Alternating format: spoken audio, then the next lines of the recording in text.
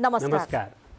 Nepal television समाचारमा स्वागत छ। म देवी सापकोटा र म अनिता बिन्दु। सुरुमा प्रमुख समाचार।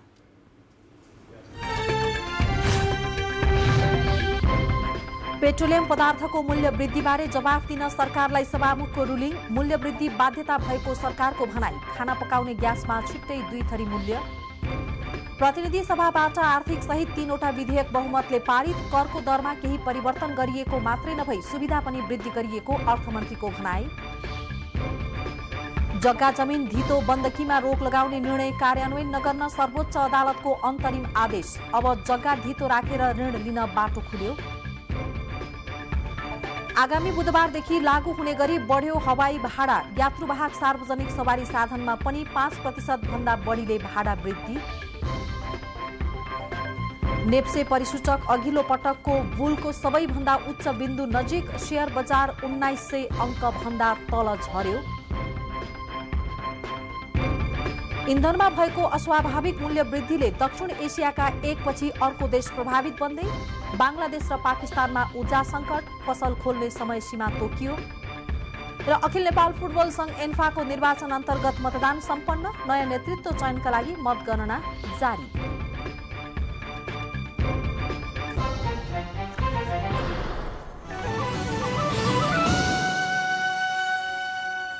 समाचार विस्तारमा। सभामुख अग्निप्रसाद सापकोटाले इन्धनको मूल्य वृद्धिको कारण सदनलाई जानकारी गराउन सरकारलाई रुलिङ गर्नु भएको छ। पटक पटक इन्धनको मूल्य वृद्धि भएको भन्दै सांसदहरूले प्रतिनिधि सभाको आजको बैठकमा सभामुखको ध्यान आकर्षण गराएपछि उहाँले सरकारका नाममा रुलिङ गर्नु भएको हो। प्रतिनिधि सभाको सोमबारको बैठकमा नेपाल आयल निगमले इन्धनमा चरम मूल्य वृद्धि गरिएको भन्दै आपत्ति प्रकट गरिएको छ। सत्ता र प्रतिपक्षका सांसदहरूले इन्धनमा भएको मूल्य वृद्धिले जनतालाई प्रत्यक्ष असर पुर्याएको भन्दै तत्काल मूल्य वृद्धि फिर्ता लिन माग गर्नुभएको थियो। संसद बैठक सुरु भए लगतै प्रमुख प्रतिपक्षी दलले मूल्य वृद्धिको कारण माग गरेको थियो। सम्माननीय सभामुख महोदय मार्फत यति छोटो समयमा यति ठूलो मात्राको मूल्य वृद्धि गर्नुपर्ने बाध्यता यो सरकारलाई के लाग्यो? यसको जवाफ हामी चाहन्छौँ सम्माननीय सभामुख महोदय। बैठकमा प्रतिपक्षी दल नेकपा एमाले मूल्य वृद्धिका सम्बन्धमा सरकारको तर्फबाट उचित जवाफ नआउँदासम्म सदनको कारबाही अघि बढ्न नदिने बताएपछि सभामुखले पेट्रोलियम पदार्थको मूल्य वृद्धिबारे जवाफ दिन सरकारलाई रुलिङ गर्नुभएको थियो। मान्य सदस्यहरूले उठाउनु भएको कुराप्रति मेरो पनि ध्यान आकर्षण भएको छ र सरकारको ध्यान आकर्षण गराउन चाहन्छु र यस विषयमा सरकारले सत्य तथ्य सदन समक्ष पेश गर्नका लागि निर्देश गर्छु। यस्तै संसदको शून्य समयमा पनि सांसदहरूले पेट्रोलियम पदार्थमा भएको मूल्य वृद्धिको विरोध गर्नुभएको थियो।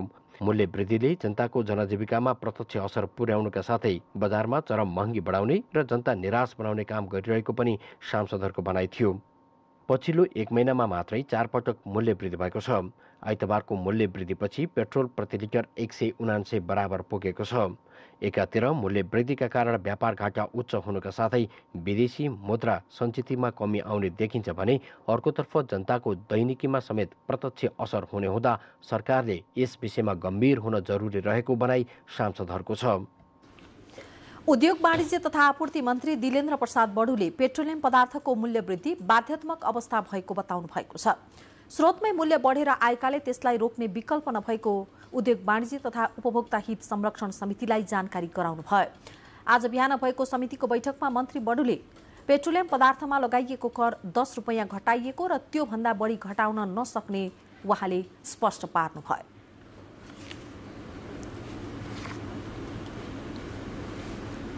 हामीले 751 रुपैयाँ 14 पैसा सरकारले दिइरहेको छ सब्सिडी आइओसीलाई। हामीले त्यो सर्वसाधारणलाई मर्का नपरोस्, तत्काल यसलाई हामीले केही दिन अझै पनि सब्सिडी दिएर सरकारले घाटा सहेर भए पनि हामीले बेच्नुपर्छ भनेर अहिले उपभोक्तालाई उपलब्ध गराइरहेका अवस्था हो। बैठकमा अर्थमन्त्री जनार्दन शर्माले स्वदेशी वस्तुमा आत्मनिर्भर बनाउन कृषि क्षेत्रलाई प्राथमिकतामा राखिएको बताउनुभयो। अर्थमन्त्री शर्माले आयात प्रतिस्थापन र स्वदेशी उद्योगलाई प्राथमिकतामा राखिएको बैठकमा जानकारी गराउनुभयो। सेनिटरी प्याडको आन्तरिक उत्पादनले समेत माग धान्न नसकेपछि आयातित सेनिटरी प्याडमा कर छुट दिएको अर्थमन्त्रीको भनाइ छ। हाम्रो नारा चाहिँ आफ्नो उत्पादन आफ्नो उपभोग भन्ने नारालाई स्थापित गरेर हाम्रो उपभोग गर्ने चेतनाको विकास गर्नु पर्यो र नेपालमा आत्मनिर्भर हुने कुराहरूमा क्रमशः बाँकी छुटेका छन् भने त्यसमा नेपाल सरकारले त्यसमा वृद्धि गर्न सक्छ।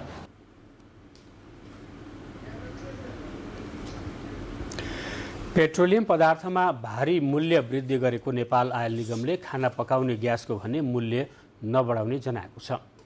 पेट्रोलियम पदार्थको मूल्य वृद्धिको विषयमा प्रश्न पार्न उद्योग वाणिज्य तथा आपूर्ति मन्त्रालयमा आयोजित पत्रकार सम्मेलनमा वाणिज्य तथा आपूर्ति सचिव डाक्टर गणेश प्रसाद पाण्डेले पेट्रोलियम पदार्थमा मूल्य वृद्धि गर्नु सरकारको बाध्यता भएको बताउनुभयो। अन्तर्राष्ट्रिय मूल्य अनुसार स्वचालित प्रणालीमा मूल्य समायोजन गरिएको प्रश्न पार्नुहुँदै सचिव पाण्डेले खाना पकाउने ग्यासमा दोहोरो मूल्य प्रणाली लागू गर्ने तयारी भइरहेको जानकारी दिनुभयो।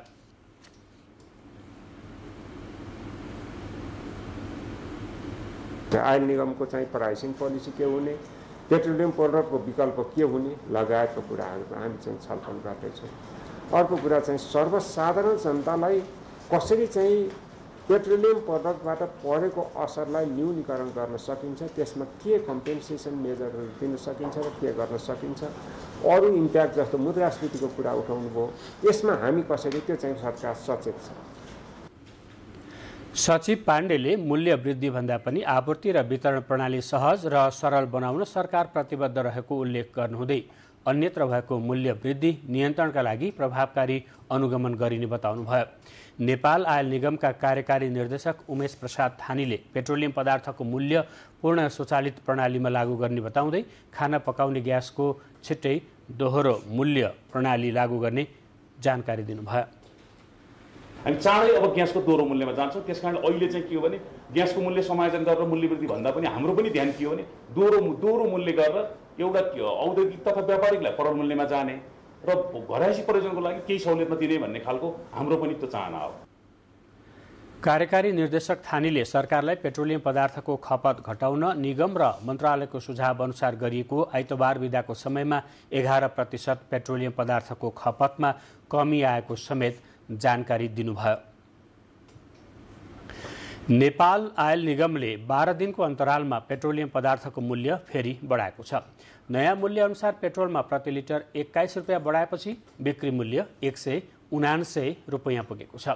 त्यसैगरी प्रति लिटर 27 रुपियाँ बढाउँदा डिजेल र मट्टी तेल दुवैको बिक्री मूल्य 192 रुपियाँ कायम भएको छ।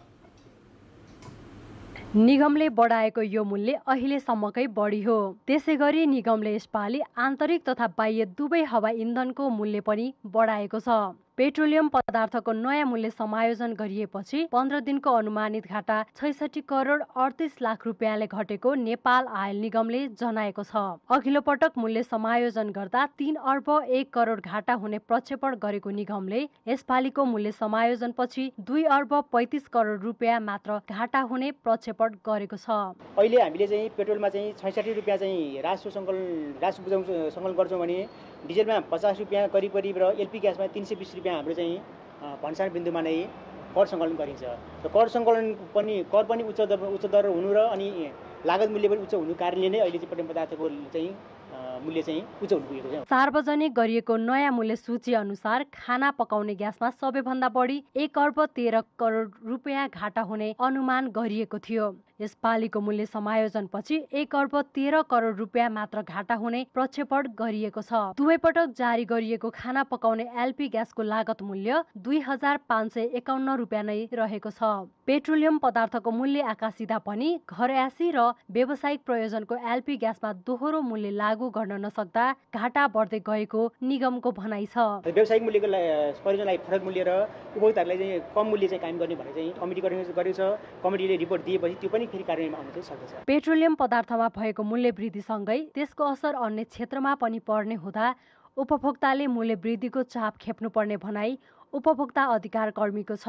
अहिले भन्नु न तपाईँको पेटमा ढुङ्गा हालेर भए पनि बाँकी पर्ने अवस्था आइसकेको छ। 1 लिटरको 200 रुपियाँ तिर्नु पर्ने भनेको धेरै ठुलो चाहिँ मार पर्ने हो। यसलाई चाहिँ सरकारले बुझ्नुपर्छ। पेट्रोलियम पदार्थमा निरन्तर मूल्य वृद्धि भइरहेको भन्दै कतिपय विद्यार्थी सङ्घ संगठन र पार्टीले समेत विरोध जनाएका छन्। उनीहरूले मूल्य वृद्धि तत्काल फिर्ता लिन माग समेत गरेका छन्। क्यामेरा पर्सन अनुप घिमिरेका साथ दिलीपा श्री अधिकारी, नेपाल टेलिभिजन, काठमाडौँ। समाचारको क्रम जारी छ, केही बेर विश्राम। विश्रामपछि बाँकी समाचार। प्रतिनिधि सभाको आजको बैठकले आर्थिक विधेयक 2079लाई बहुमतले पारित गरेको छ। अर्थमन्त्री जनार्दन शर्माले सो विधेयकलाई पारित गरियोस् भन्ने प्रस्ताव प्रस्तुत गर्नुभएको थियो। त्यसअघिको छलफलमा सांसदहरूले करको दायरा विस्तार नभएको र करमाथि कर मात्रै लगाउने काम भएको भन्दै त्यसमा सुधार गर्नुपर्नेमा जोड दिनुभएको थियो। विद्युत खपत बढाउने कुरा गरिरहँदा विद्युतीय सवारी साधनको आयातमा बढी कर लगाइएकामा अर्थ मन्त्रालयको ध्यान आकर्षण गराउनु भयो। अर्थमन्त्री जनार्दन शर्माले व्यापार घटाउने उद्देश्य राखेर नै ठूला उद्योगलाई विद्युत महसुलमा छुट दिइएको बताउनु भयो। आफ्नो उत्पादनमा आधारित उद्योग स्थापनाका लागि सरकारले एउटा पहल गरेको जानकारी दिनुहुँदै उहाँले आत्मनिर्भर अर्थतन्त्रको विकासका लागि ध्यान दिइएको बताउनु भयो। सरकारले करको दरमा केही परिवर्तन गरिएको र सुविधा वृद्धि गरिएको अर्थमन्त्रीको भनाइ छ। अर्थमन्त्री शर्माले वर्तमान सरकारले बनाएको बजेट किसान, मजदुर, व्यवसायीको हितमा रहेको उल्लेख गर्नुभयो। प्रतिनिधि सभाको आजको बैठकले राष्ट्र ऋण उठाउने विधेयक 2079 र ऋण तथा जमानत 25औं संशोधन विधेयक 2079लाई पनि बहुमतले पारित गरेको छ। अर्थमन्त्री जनार्दन शर्माले प्रस्तुत गर्नुभएको ती विधेयक पारित गरियोस् भन्ने प्रस्ताव पेश गर्नुभएको थियो। ती विधेयक कानूनका रूपमा आगामी साउन 1 गतेदेखि कार्यान्वयन हुनेछ। बर्खायाम सुरु भएसँगै सम्भावित विपदका घटनामाथि छलफल गर्न सांसदहरूले प्रतिनिधि सभामा सार्वजनिक महत्त्वको प्रस्ताव दर्ता गराउनु भएको छ। नेपाली कांग्रेसका सांसद डाक्टर डिला सङ्ग्रोला प्रस्तावक तथा देव प्रसाद तिमल सिन्हा र प्रकाश रसाइली स्नेहीको समर्थनमा प्रतिनिधि सभामा सार्वजनिक विषयको महत्त्वमाथि छलफल गर्न प्रस्ताव दर्ता गरिएको हो। सांसदहरूले बाढी पहिरोको जोखिम भएको ठाउँमा अध्ययन गरी न्यूनीकरणमा ध्यान दिनुपर्ने बताउनु भएको छ। नेपालमा हरेक वर्ष बर्खायाममा बाढी पहिरो, चट्याङ तथा डुबानका कारण जनधनको क्षति हुने गरेको भन्दै प्राकृतिक विपत्तिसँग जुझ्ने पूरा तयारी नहुँदा, सजगता अपनाउन नसक्दा मानिसले ज्यान गुमाउनु परेको भन्दै यसबारे आवश्यक तयारी गर्नुपर्ने बताइएको छ। बाढी पहिरो लगायतका घटनाबाट मानिसहरू प्रभावित हुने भएकाले यस सम्बन्धी पूर्व तयारी आवश्यक रहेको प्रस्तावमा उल्लेख गरिएको छ। राष्ट्रिय सभाको बैठकमा विनियोजन विधेयक 2079 का विभिन्न शीर्षकमाथि छलफल भएको छ। आज बसेको राष्ट्रिय सभा बैठकमा विनियोजन विधेयक 2079 का विभिन्न शीर्षक मध्ये 7वटा मन्त्रालयको विनियोजन शीर्षकहरूमाथि छलफल भएको हो।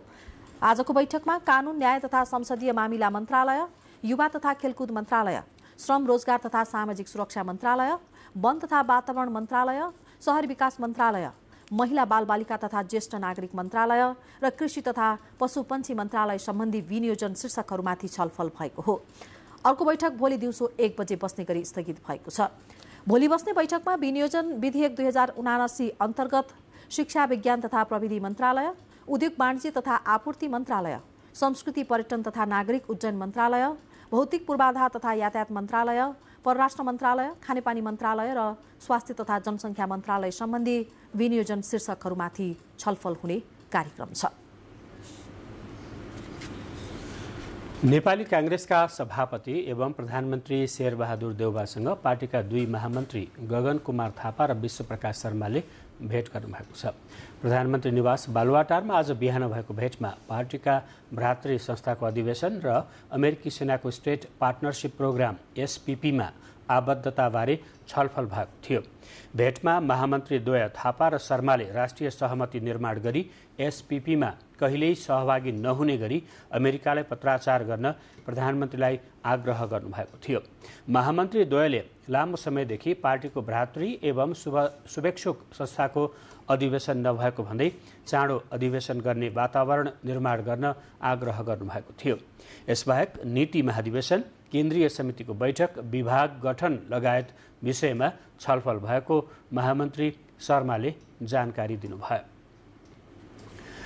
सर्वोच्च अदालतले जग्गा जमिन धितो बन्दकीमा रोक लगाउने निर्णय कार्यान्वयन नगर्न अन्तरिम आदेश दिएको छ। न्यायाधीश ईश्वर प्रसाद खतिवड़ाको एकल इजलासले जग्गाको वर्गीकरण नभएसम्म जग्गा जमिन धितो बन्दकी राख्न नपाउने गरी सरकारले गरेको निर्णय तत्काल कार्यान्वयन नगर्न अन्तरिम आदेश दिएको हो।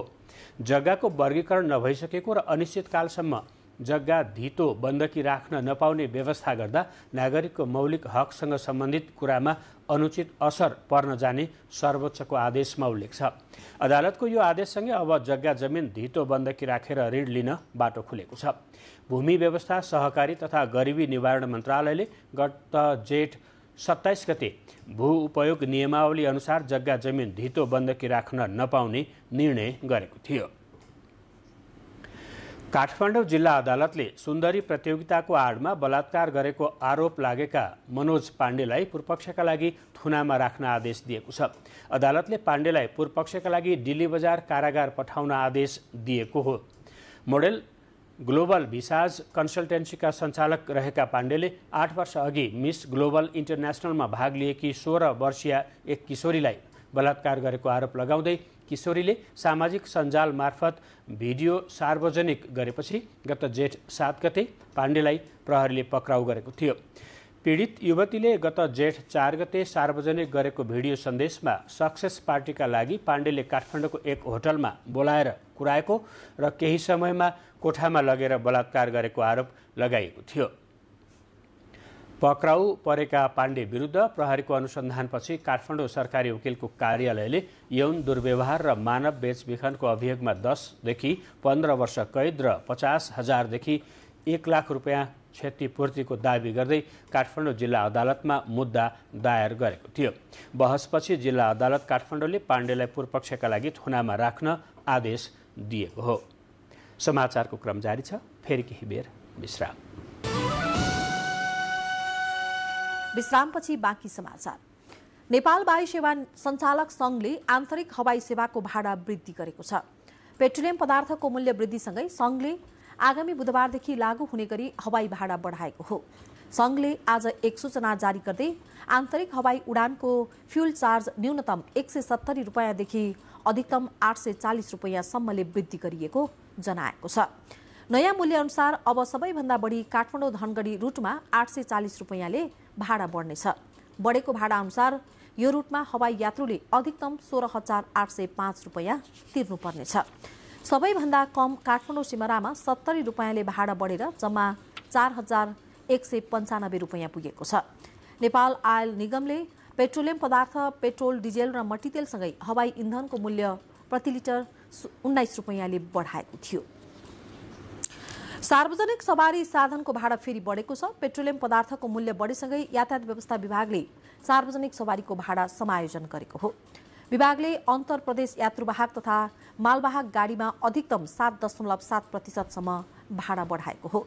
विभागले अभ्यास गर्दै आएको वैज्ञानिक भाडा समायोजन प्रणाली अनुसार स्वचालित रूपमा अन्तर प्रदेश सार्वजनिक यातायातको भाडा घट्ने वा बढ्ने व्यवस्था बमोजिम 2 वा सोभन्दा बढी प्रदेश भई सञ्चालन हुने सार्वजनिक यातायातको भाडा दर समायोजन गरिएको हो। यात्रुवाहक सार्वजनिक सवारी साधनमा 5.30% भाडा बढेको छ। त्यस्तै पहाडी बाटोमा सञ्चालन हुने मालवाहक सवारीमा 6.94 तथा तराईको बाटोमा चल्ने मालवाहक सवारीमा 7.7% भाडा वृद्धि गरिएको विभागले जनाएको छ। गएको जेठ 2 गतेदेखि औपचारिक रूपमा सञ्चालनमा आएको भएर हवामा रहेको गौतम बुद्ध अन्तर्राष्ट्रिय विमानस्थलबाट थप 2 विदेशी वायु सेवा कम्पनीले पनि अब नियमित रूपमा उडान भर्ने भएका छन्। नियमित उडान भर्नका लागि एयर अरेबिया र यूए को फ्लाइ दुबई कम्पनीले प्रक्रिया अगाडि बढाएको नेपाल नागरिक उड्डयन प्राधिकरण क्यानले जनाएको छ। यी दुवै संयुक्त अरब इमिरेट्स यूए का अन्तर्राष्ट्रिय वायु सेवा प्रदायक कम्पनी हुन्। नेपाल नागरिक उड्डयन प्राधिकरण क्यानका महानिर्देशक प्रदीप अधिकारीका अनुसार एयर अरेबियाले आउँदो 2 हप्ताभित्रै नियमित व्यावसायिक उडानका लागि प्रक्रिया थालेको जानकारी दिनुभयो। यसैगरी 1 महिना अघि विमानस्थल उद्घाटनसँगै साताको 3 दिन नियमित उडान सुरु गरेको जजिरा एयरलाइन्सले पनि छिट्टै हप्तामा 7 वटा उडान सुरु गर्ने तयारी गरेको गौतम बुद्ध अन्तर्राष्ट्रिय विमानस्थल भएर हवाका प्रमुख गोविन्द प्रसाद दाहालले जानकारी दिनुभयो। कपिलवस्तुको शिवराज नगरपालिका 1 पूर्व पश्चिम राजमार्ग स्थित पहिरा खोलामा पहिरोमा परि 2 जना भारतीय नागरिकको मृत्यु भएको छ। भारतको बालरामपुर बस्ने उनीहरू बेपत्ता भएकोमा दुवैजना मृत अवस्थामा फेला परेका छन्। प्युठानको स्वर्गद्वारी मन्दिर दर्शन गरी फर्कँदै गर्दा पहिरो खसेको ठाउँमा बाटो पार गर्ने क्रममा माथिबाट आएको बाढीले बगाएर उनीहरूको मृत्यु भएको वडा प्रहरी कार्यालय चन्द्रौटाका प्रहरी निरीक्षक कपिलजङ शाहीले जानकारी दिनुभयो। गृहमन्त्री बालकृष्ण खाँडले हरेक नागरिक शारीरिक र मानसिक रूपमा स्वस्थ रहनका लागि योग, ध्यान र प्राणायामको महत्त्व रहेको बताउनु भएको छ। 8औं अन्तर्राष्ट्रिय योग दिवसको अवसर पारी नेपाल प्रहरीले आयोजना गरेको कार्यक्रममा मन्त्री खाँडले योग र ध्यानलाई हरेकले आफ्नो जीवनशैली बनाउन सके जीवन सफल हुने बताउनुभयो। योगको नियमित अभ्यासले मानव जीवनलाई शान्त, फलदायी, उत्पादनमूलक र पूर्वाग्रहमुक्त बनाउने बताउनुहुँदै गृहमन्त्री खाँडले समाजमा हुने घटना र अपराधको रोकथामका लागि व्यक्तिगत र व्यावसायिक रूपमा योगलाई आत्मसात गर्न प्रहरीलाई आग्रह गर्नुभयो।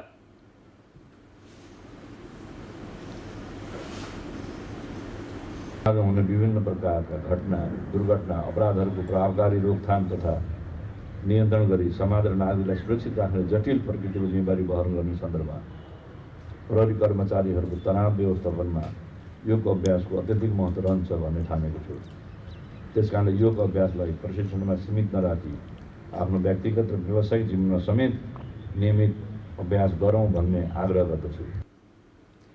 प्रहरी महानिरीक्षक धीरज प्रताप सिंहले नियमित योगाभ्यासले शरीर र मस्तिष्कलाई चुस्त स्फूर्त राखी शारीरिक विकारबाट मुक्ति दिलाउन मद्दत गर्ने बताउनुभयो।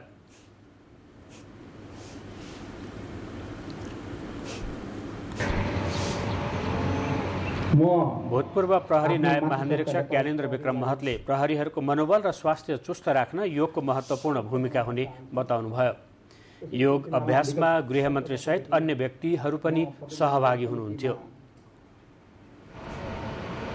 आबद्ध छु र सो अनुसार मैले हरेक ठाउँमा विशेष गरेर नेपाल प्रहरीको हरेक युनिट इकाइहरूमा पतञ्जलि योग समितिका श्रद्धेय गुरुजीहरूलाई आग्रह गर्दै योग कक्षाहरू सञ्चालन गरेको छु।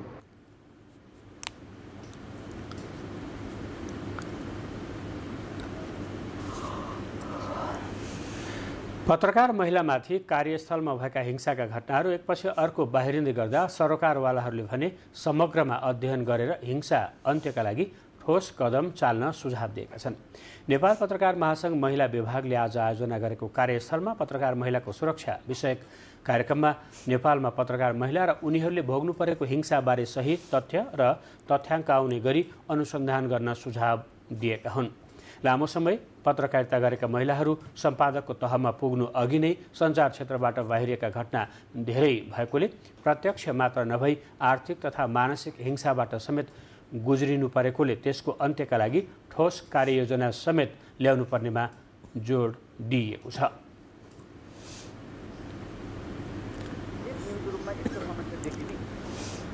हामी आफै सचेत हुनु पर्दैन? हाम्रो चिन्तन के हो, मानसिकता के हो? समाजलाई डोर्याउने, समाजलाई शिक्षा दिने, अरूलाई पढाउने, देशलाई समृद्धि बनाउने, विकासको लागि पत्रकारिता गर्ने भन्नेले आज यो समस्या विकराल रूपमा आउन पनि लाजमर्दो विषय हो।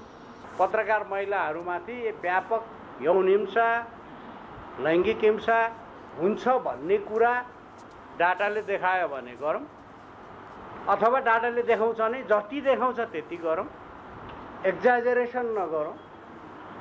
यो क्षेत्र त यो त नरकै पो रहेछ त, जानु नहुने रहेछ, यो पनि नबनाउँ फेरि।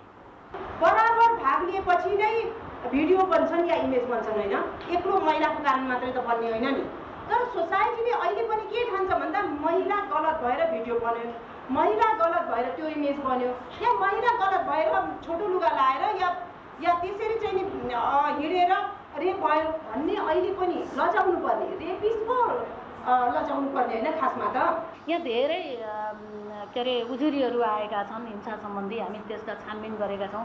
कति केही त अब हामीले किनारा पनि लागेका छौँ।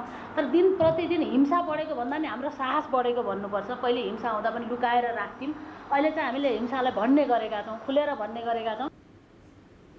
कार्यक्रममा नेपाल पत्रकार महासंघका वरिष्ठ उपाध्यक्ष रमेश विष्ट, महासचिव रोशन पुरी, सल्लाहकार निर्मला शर्मा, पत्रकार राधा चालिसे, सञ्चारिका समूहका अध्यक्ष बिमला तुमखेवा, श्रमजीवी पत्रकार संघ नेपालका अध्यक्ष जन्मदेव जैसीले, पत्रकार दिपा दाहाल, विष्णुमाया पौडेल लगायतले पत्रकार महिलामाथि भएका हुने गरेका सबै खाले हिंसा अन्त्यका लागि सचेतनापूर्वक कदम चाल्नुपर्ने बताउनु भएको थियो। बुलेटिनको बीचमा प्रमुख समाचार फेरि एकपटक।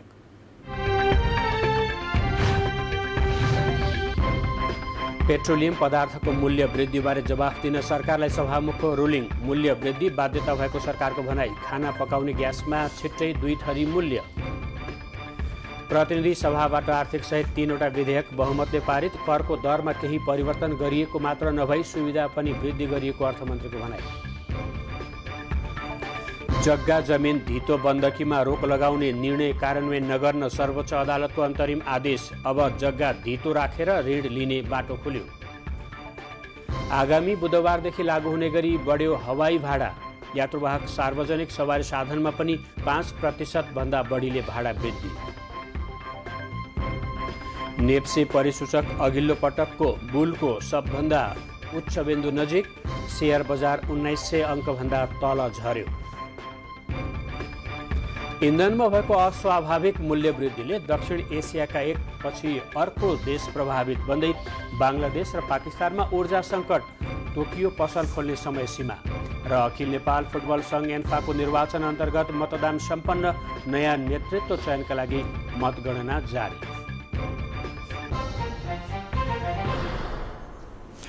पछिल्लो 24 घण्टामा थप 28 जनामा कोरोना संक्रमण पुष्टि भएको छ। 1862 जनाको पीसीआर परीक्षणमा 20 जना र 2052 जनाको एन्टिजेन परीक्षणमा 8 जना गरी 28 जनामा संक्रमण पुष्टि भएको स्वास्थ्य तथा जनसङ्ख्या मन्त्रालयले जनाएको छ। पछिल्लो 24 घण्टामा कोरोनाबाट 10 जना निको भएका छन्। हाल देशभर 120 जना सक्रिय संक्रमित रहेका छन्। आज थपिएसँगै नेपालमा कोरोना संक्रमितको कुल संख्या 11,19,767 पुगेको छ। कर्णाली करिडोरमा यातायात सञ्चालन हुन थालेपछि स्थानीय बासिन्दालाई आवत जावतमा सहज हुनुका साथै आय आर्जन गर्ने बाटो पनि खुलेको छ। सडक यातायातको सुविधाले खास गरी कालीकोट, बाजुरा र मुगुका बासिन्दाहरू लाभान्वित हुन थालेका छन्। एक रिपोर्ट। कालीकोटको खुलालुदेखि हुम्लाको सल्लीसल्लासम्म निर्माण हुँदै गरेको कर्णाली करिडोरमा यातायात सुचारू हुँदै गर्दा स्थानीयलाई आवत जावतको सुविधाका साथै सडक छेउका बासिन्दाहरूको आय आर्जन गर्ने बाटो खुलेको छ। विगत वर्षहरूमा यस क्षेत्रका बासिन्दाहरूलाई परिवारको रोजीरोटी र आफ्नो गुजाराका लागि भारतका विभिन्न ठाउँ पुगी मजदुरी गर्न बाध्यता रहेको थियो। यति बेला आफ्ना गाउँ बस्ती छेउमा मोटर पुग्न थालेपछि यहाँका नागरिकहरूलाई गाउँमै काम पाउन थालेपछि निकै सहज हुँदै गएको देखिन्छ। नेपाली सेनाद्वारा निर्माण गरिएको राष्ट्रिय गौरवको आयोजना कर्णाली करिडोर सडक बन्दै गर्दा कालीकोट, बाजुरा र मुगुका बासिन्दाहरू बढीभन्दा बढी लाभान्वित हुन थालेका छन्। सडक यातायातले मानिस ओहोर दोहोरका साथै दैनिक उपभोग्य वस्तु र निर्माण सामग्री समेत ढुवानी हुन थालेपछि बाटो तथा पुल नबनेका ठाउँहरूमा सामान ओसार पसार र गाडी पल्टी गर्ने काम पाएपछि सडक छेउका बस्तीका स्थानीयहरूलाई कर्णाली करिडोर आय आर्जनको बलियो आधार बन्न पुगेको छ। कर्णाली करिडोरसँग मुगु र बाजुराको सिमाना झुगोलामा खत्यार जोड्ने पुल बनि नसकेकाले यति बेला त्यस क्षेत्रका मानिसहरूले विभिन्न सामानहरू ढुवानी गरेर मनग्गे आम्दानी हुन थालेपछि स्थानीयले सडकको महत्त्व अझै बढी भएको महसुस गर्दैछन्। सङ्घीयतासँगै गाउँ बस्तीहरूमा सडक लगायत विभिन्न विकास निर्माणले गति लिँदै गर्दा यहाँका नागरिकहरूलाई विगतका दिनहरूभन्दा अबका दिनहरू निकै सहज हुन थालेको स्थानीयवासीहरूको तर्क छ। कविराज कार्की, नेपाल टेलिभिजन, कर्णाली प्रदेश, मुगु। झापामा बर्खायामको सुरुवातमै बाढी बस्तीतर्फ पस्न थालेको छ। समयमा बाँध निर्माण हुन नसक्दा यसअघि बाढीले कटान गरेको क्षेत्रमा पुनः बाढीले कटान गर्न थालेपछि घर परिवार विस्थापित हुन थालेका छन्। यो दृश्यमा देखेको क्षेत्र दमक नगरपालिकाको वडा नम्बर 7 को रमाइलो बस्ती हो। अघिल्लो वर्ष कार्तिक महिनाको पहिलो साता आएको बाढीले दर्जन बढी घर बगाएको क्षेत्रमा यस वर्ष बाँध निर्माण गर्ने भन्दा भन्दै काम नसकिएकाले पुनः बाढी प्रवेश गरेको छ। बाढीले घर भत्काउन थालेपछि मानिसहरू बिचल्नीमा परेको स्थानीय बासिन्दाले बताएका छन्। बस्ने ठाउँ भए त भइहालिन्थ्यो नि, घरै यही हो। बजारै लाने भयो भने त अब यो बजारै लान्छ सबै। यहाँभन्दा ठुलो खतरा त के हुनु? गैराती आएको बाढीले 1 दर्जन घर परिवार विस्थापित भएका छन्। जिल्ला प्रहरी कार्यालय झापाले दिएको जानकारी अनुसार गैरातीको बाढीले कटान गर्न थालेपछि सो क्षेत्रका बासिन्दाहरू अन्यत्र विस्थापित भएका छन्। बाढीले बस्तीका केही घर बगाएका छन्। यसले सहरका 100 घर जोखिममा रहेको दमक वडा नम्बर 7 का अध्यक्ष भीमप्रसाद पौडेलले बताउनुभयो। यो हाइवेदेखि लिएर दमक चाहिँ एउटा संवेदनशील छ भन्ने किसिमले चाहिँ सहरहरूले पहल गरिदिनका लागि मेरो विनम्र अनुरोध हो। जिल्लामा नदी तथा खोला नियन्त्रणमा काम गर्दै आएको संस्था जनताको तटबन्ध कार्यक्रमले बजेट अभावले समयमा जोखिम क्षेत्रमा काम गर्न नसकेको जानकारी दिएको छ। बजार क्षेत्रको बाँध कटान गर्न थालेपछि बस्ती जोगाउनका लागि चुनौती थपिएको कार्यक्रमका सब इन्जिनियर जितेन्द्र चौधरीले बताउनुभयो। आपतकालीन रूपमा चाहिँ हामीसँग कार्यक्रम बजेट नभए पनि हामीसँग भएको स्रोत साधन जस्तो हामीसँग भएको खाली बोरा र तपाईँको जालीबाट चाहिँ तपाईँको हामी वार्डसँग समन्वय गरेर के गर्न सकिन्छ त्यसमा हामी लाग्छौँ। झापा जिल्लामा वर्षातको सुरुवातमै बाढीले क्षति गर्न थालेको छ। जल तथा मौसम विज्ञान विभाग पूर्वानुमान महाशाखाले यस वर्ष धेरै वर्षा हुने जनाएकाले जिल्लाका दर्जनौं बस्ती उच्च जोखिममा रहेको बाढी प्रभावित क्षेत्रका बासिन्दाको भनाइ छ। डिकेश लामा, नेपाल टेलिभिजन, प्रदेश नम्बर 1, झापा। लुम्बिनी प्रदेश सरकारले सुरु गरेको ज्येष्ठ नागरिकसँग स्वास्थ्य कर्मी कार्यक्रम दाङमा प्रभावकारी बन्दै गएको छ। कार्यक्रम सुरु भएको पहिलो वर्ष त्यति प्रभावकारी नदेखिए पनि 70 वर्ष उमेर पुगेका सबैलाई यो कार्यक्रमले समेटेपछि चालु आर्थिक वर्षमा सेवा पाउने ज्येष्ठ नागरिकहरू निकै बढेका हुन्। लुम्बिनी प्रदेश सरकार गठनसँगै सुरु भएको ज्येष्ठ नागरिकलाई घरमै पुगेर स्वास्थ्य उपचार सेवा प्रदान गर्ने काम दाङमा प्रभावकारी बन्दै गएको छ। विशेष गरी चालु आर्थिक वर्षदेखि 70 वर्ष उमेर पूरा भएका ज्येष्ठ नागरिकलाई नागरिकसँग स्वास्थ्य कर्मी कार्यक्रममा समेटेपछि यस कार्यक्रमबाट सेवा पाउनेहरू बढेका हुन्। अघिल्ला वर्षसम्म जिल्लाका लागि विनियोजन गरेको बजेट खर्च नभएर न्यून प्रगति देखिँदै आएकोमा यस वर्ष भने छुट्याइएको बजेट नै अपुग हुने भएको छ। चालु आर्थिक वर्षका लागि दाङमा ज्येष्ठ नागरिकसँग स्वास्थ्य कर्मी कार्यक्रमका लागि 25 लाख रुपियाँ आएकोमा दोस्रो चौमासिकसम्म नै 21 लाख रुपियाँ भन्दा बढी खर्च भइसकेको जिल्ला स्वास्थ्य कार्यालय दाङले जनाएको छ। पहिलो आर्थिक वर्षभन्दा अति नै राम्रो तरिकाले गइरहेको छ। पहिलो आर्थिक वर्षभन्दा यो आर्थिक वर्षमा राम्रो दिएको वार्षिक बजेटले पनि नपुग्ने अवस्था आइसकेको छ। दोस्रो चौमासिकमा हाम्रो लगभग 21 लाख, 21.5 लाख जति खर्च भइसकेको छ। वार्षिक बजेट 25 लाख हो, त्यसमा त्यति खर्च भइसकेको छ। सुरुका वर्षमा 84 वर्ष उमेर पुगेका लक्षित जनसङ्ख्या निकै कम भएकाले त्यति प्रभावकारी नदेखिए पनि अहिले भने 70 वर्ष माथिका धेरै भएकाले प्रभावकारी देखिएको उपचारमा संलग्न स्वास्थ्य कर्मीहरू बताउँछन्। के समस्या छन् तपाईँको स्वास्थ्य समस्याहरू के छ? स्वास्थ्य समस्याहरू सोध्छौँ अनि उहाँहरूको चाहिँ भाइटल साइन हुन्छ, सामान्य जाँच पनि ब्लड प्रेसरहरू होइन, अब बिरामी हुन्छन्, ज्वरोहरू। समष्टिमा उहाँहरूको चाहिँ स्वास्थ्यको समस्या के छ त्यो समस्यालाई निराकरण गर्न के औषधि उपयोग हुन्छ त्यही अनुसार र हामीसँग भएका र नगरपालिकाले उपलब्ध गराउने औषधिहरू हामी उहाँले दिइरहेका छौँ। यो कार्यक्रमले हिडुल गर्न नसक्ने र कम आय स्रोत भएकाहरूलाई निकै सहजता बनाएको स्थानीय नागरिक समाजका अगुवाहरू बताउँछन्। सन्तोष सुवेदी, नेपाल टेलिभिजन, लुम्बिनी प्रदेश, दाङ। अब अन्तर्राष्ट्रिय प्रसङ्ग। इन्धनमा भएको अस्वाभाविक मूल्य वृद्धिले दक्षिण एसियाका एकपछि अर्को देश प्रभावित बनेका छन्। श्रीलङ्का लामो समयदेखि गहिरो आर्थिक सङ्कटमा छ। पछिल्लो समय पाकिस्तान र बङ्गलादेशमा पनि ऊर्जा सङ्कट देखिएको छ। विश्वव्यापी रूपमा ऊर्जाको बढ्दो मूल्यबीच ऊर्जा र इन्धन बचत गर्ने प्रयास स्वरूप बङ्गलादेश र पाकिस्तानले राति पसल खोल्ने समय सीमा तोकेका छन्, जस अनुसार बङ्गलादेश सरकारले सपिङ मल, पसल, भान्सा बजार र व्यापारका अन्य स्थानहरू हरेक दिन बेलुका 8 बजेपछि बन्द राख्न अधिकारीहरूलाई आदेश दिइएको छ। प्रधानमन्त्री शेख हसिनाको निर्देशनमा मन्त्रालय, विभाग र स्थानीय अधिकारीहरूलाई पत्र पठाएर तोकिएको समयभित्र पसल बन्द गर्न निर्देशन दिएको हो। बङ्गलादेश श्रम ऐनले बेलुका 8 बजे पसलहरू बन्द गर्ने व्यवस्था गरेको पनि पत्रमा स्मरण गराइएको छ।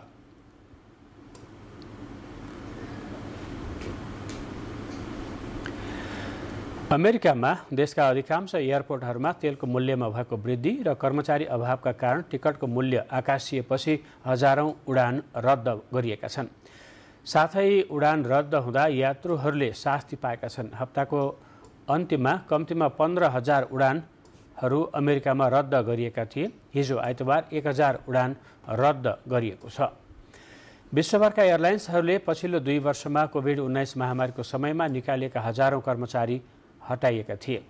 अमेरिकामा ग्रीष्मकालीन बिदाको समय चलिरहेकोले यात्राको माग बढेको भए पनि इन्धन र कर्मचारी अभावका कारण उडान रद्द गर्नु परेको एयरलाइन्स कम्पनीहरूले जनाएको समाचार छ। बाँकी समाचार एकैछिनमा।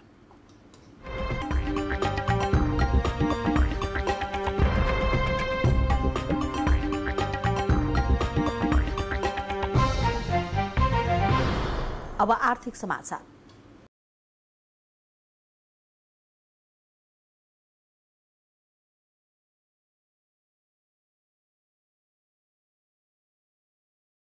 एफसी परिसूचक अघिल्लो पटकको बुलको सबैभन्दा उच्च बिन्दु नजिक आइपुगेको छ।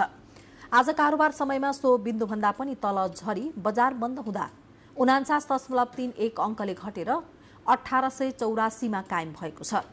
यो अङ्क 19 महिना यताकै न्यून हो। मार्जिन कल 4 देखि 12 को सीमा तथा आर्थिक वर्षको मसान्तमा बैंक तथा वित्तीय संस्थामा तिर्नुपर्ने ब्याजको दबाव लगायतका कारणले केही समय यता बजार लगातार घटिरहेको छ। आज दिनभर भएको कारोबारमा सबै समूहको परिसूचकहरू ओह्रालो लागेका छन्, जसमध्ये सबैभन्दा बढी गिरावट निर्जीवन र जीवन बीमा समूहको परिसूचकमा देखिन्छ। आज निर्जीवन बीमा समूहको परिसूचक 239 अङ्कले ओह्रालो लाग्दा जीवन बीमा समूहको परिसूचक 234 अङ्कले घटेको छ। यस्तै आज विकास बैंक समूहको परिसूचक 135 अङ्कले घट्दा जलविद्युत समूहको परिसूचकमा 91 अङ्कको गिरावट देखिन्छ। बजारमा धेरै प्रभुत्व भएको बैंकिङ समूहको परिसूचकमा आज 21 अङ्कको गिरावट आउँदा लघुवित्त र वित्त समूहको परिसूचक क्रमशः 110 र 48 अङ्कले घटेका छन्। आज कुल 230 कम्पनीका 61,86,941 किता शेयर किनबेच हुँदा कारोबार रकम 1,75,06,00,000 रुपैयाँ पुगेको छ। आज आँधीखोला जलविद्युत कम्पनी र शिवाइसी लघुविद्युत वित्तीय संस्थाको शेयर मूल्यमा सकारात्मक सर्किट लागेको छ।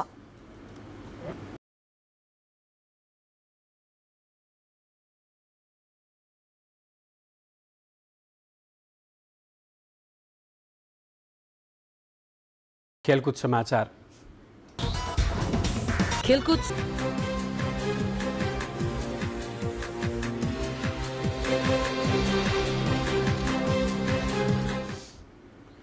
नेपाली फुटबलको सर्वोच्च निकाय अखिल नेपाल फुटबल संघ एन्फाको अध्यक्षमा पंकज विक्रम नेमवाङ निर्वाचित हुनुभएको छ।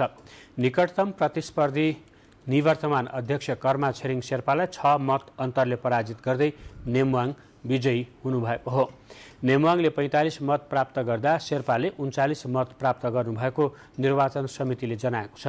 केही बेर अघि सम्पन्न मतदानमा 44 जिल्ला, 4 राष्ट्रिय लीग क्लब, 4 एन्फा संघ, ए डिभिजनका 14 क्लब, बी का 11 र सी का 9 क्लबले मतदान गरेका थिए। राजधानीको पार्क भिलेज रिसोर्टमा भइरहेको एन्फाको 21औं साधारण सभाले आगामी 4 वर्षको लागि नयाँ नेतृत्व चयन गरेको हो। खेलकुदकै छ। बहराइनलाई 8 विकेटले हराउँदै नेपाल जारी एसीसी महिला टी20 च्याम्पियनसिपको सेमी फाइनलमा प्रवेश गरेको छ। मलेसियाको केन्द्रारा ओभलमा बहराइनले दिएको 15 रनको लक्ष्य नेपालले 3 ओभर 4 बलमा 2 विकेट गुमाएर पूरा गरेको थियो। नेपालका लागि सीता राणा मगरले 4 रन जोडी कविता कुँवरले अभिजित 3 रन बनाएकी थिइन्। खेलमा बहराइनकी पम्भित्र सेट्टी र विल्सिटा बार्बोजाले 1-1 विकेट लिएकी थिइन्। त्यसअघि पहिले ब्याटिङ गरेको बहराइनले निर्धारित 7 ओभरमा 6 विकेट गुमाएर 14 रन बनाएको थियो। वर्षाले खेल अवरुद्ध भएकाले खेल 7 ओभरमा झारिएको थियो। बहराइनकी इसारा सोहुनले 6 रन जोडिन्। यसअघि नेपालले पहिलो खेलमा भुटानलाई 50 रन र दोस्रो खेलमा कुवेतलाई 25 रनले हराएको नेपाल समूह बी को शीर्ष स्थानमा रहेको छ। नेपालले समूहको अन्तिम खेलमा भोलि हङकङसँग खेल्नेछ। खेलकुद अब मौसम सम्बन्धी जानकारी। देशभर आज राति आंशिकदेखि सामान्य बदली रही प्रदेश नम्बर 1 मधेस, बागमती र गण्डकी प्रदेशका केही तथा बाँकी प्रदेशका थोरै स्थानहरूमा मेघ गर्जनसहित हल्कादेखि मध्यम वर्षाको सम्भावना रहेको मौसम पूर्वानुमान महाशाखाले जनाएको छ। काठमाडौँमा आज राति न्यूनतम तापक्रम 20 र 22 तथा भोलि दिउँसो अधिकतम तापक्रम 29 र 31 डिग्री सेल्सियस बीच रहने अनुमान गरिएको छ। अब मौसम सम्बन्धी थप विवरण।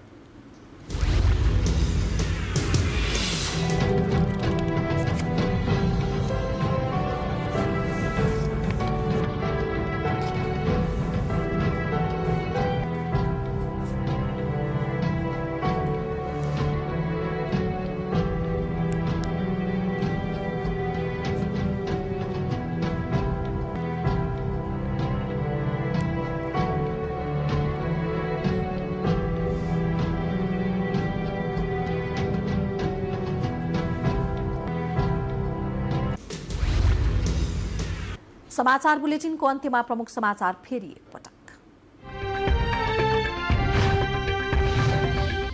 पेट्रोलियम पदार्थको मूल्य वृद्धिबारे जवाफ दिन सरकारलाई सभामुखको रुलिङ। मूल्य वृद्धि बाध्यता भएको सरकारको भनाई। खाना पकाउने ग्यासमा छिट्टै 2 थरी मूल्य। प्रतिनिधि सभाबाट आर्थिक सहित 3वटा विधेयक बहुमतले पारित। करको दरमा केही परिवर्तन गरिएको मात्रै नभई सुविधा पनि वृद्धि गरिएको अर्थमन्त्रीको भनाई। जग्गा जमिन धितो बन्दकीमा रोक लगाउने निर्णय कार्यान्वयन नगर्न सर्वोच्च अदालतको अन्तरिम आदेश। अब जग्गा धितो राखेर ऋण लिन बाटो खुल्यो। आगामी बुधबारदेखि लागू हुने गरी बढ्यो हवाई भाडा। यात्रुवाहक सार्वजनिक सवारी साधनमा पनि 5% भन्दा बढीले भाडा वृद्धि। नेप्से परिसूचकमा गिरावट आउने क्रम अझै रोकिएन। आज परिसूचक 49.31 अङ्कले घटेर 1884 बिन्दुमा कायम। इन्धनमा भएको अस्वाभाविक मूल्य वृद्धिले दक्षिण एसियाका एकपछि अर्को देश प्रभावित बन्दै बांग्लादेश र पाकिस्तानमा ऊर्जा सङ्कट। पसल खोल्ने समय सीमा तोकियो। र अखिल नेपाल फुटबल संघ एन्फाको अध्यक्षमा पंकज नेमवाङ। नयाँ नेतृत्व चयन।